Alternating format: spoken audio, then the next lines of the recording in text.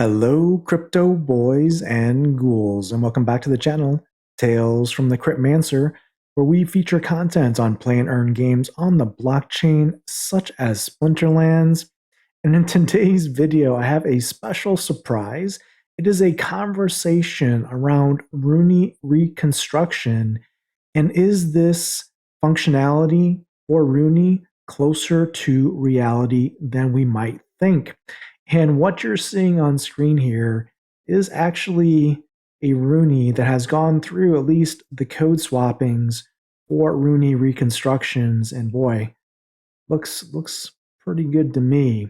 Well, let's talk about what Runi reconstruction is.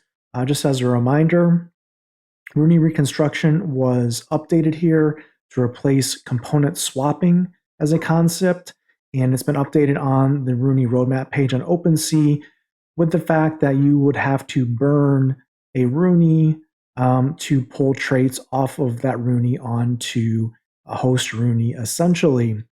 And this is the functionality that has been discussed about being added to Runi, in addition to being able to play your Runi in the game of Splinterlands, and also being able to see your unique Runi in a card frame. Now, I got a pleasant surprise on Mav Chat earlier this evening. We were actually talking a little bit about the concept of soulbound reward cards and account verification. And well, it was interesting to say the least. Feel free to read Mav Chat from last night if you're curious on how that conversation went. But the reward for me, I guess, sticking through that conversation was I got to see the real Cryptomancer come on Mav Chat and announce something pretty interesting for Mavs in the chat at the time.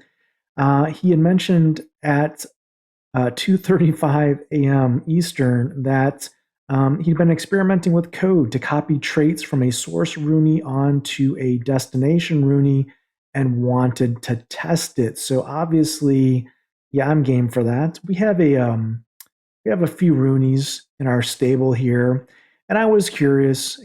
I had got some of these with the Runi component swapping in mind at the time, but that's not really a reality. But I was just curious, what if we took the body from this Runi, the legendary weapon from that Runi, the background from this Runi, maybe the core from this Runi, and added a head from a common Runi, and we combined 5 Runis into one Runi. Obviously, that's not cost efficient. That's just one very expensive Runi that I don't want to consider the cost of that one single card in the game. But if we were to do that, in theory, through Runi reconstruction and burning basically 4 Runis to create a 5th extremely unique Runi, well, thanks to the real Cryptomancer, this is what that Runi would look like. Obviously, this Runi's appearance looks much different than, well, kind of the trash that I have here in my OpenSea account, which, doesn't look anything like this Runi. But, all the pieces come together minus the head, which I would have to acquire on another Runi. But the body, the core, the weapon, the background, I'll own those today. And this could be technically a Runi in my future, although I doubt it because the cost would be extraordinarily high.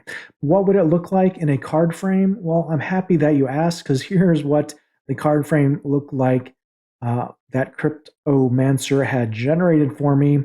It's not exactly what I expected. As you can see here, the core art is kind of, in this rendition or iteration, masked by the neutral splinter icon here on the card frame.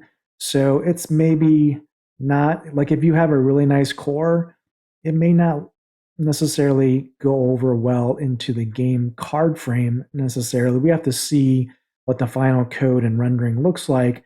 But this is actually, an interesting card. I would be perfectly fine losing a battle to such a good-looking Runi in Splinterlands. So there you have it.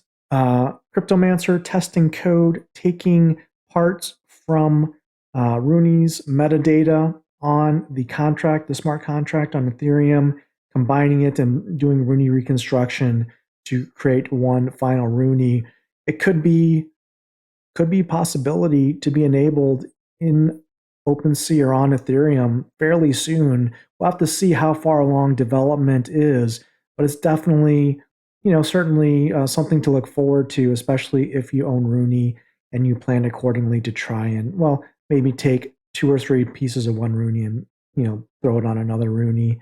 And maybe if you only have to burn one Runi, maybe that's not so bad. Five Runi, yeah, that's pretty expensive. But until next time, keep stacking those stats.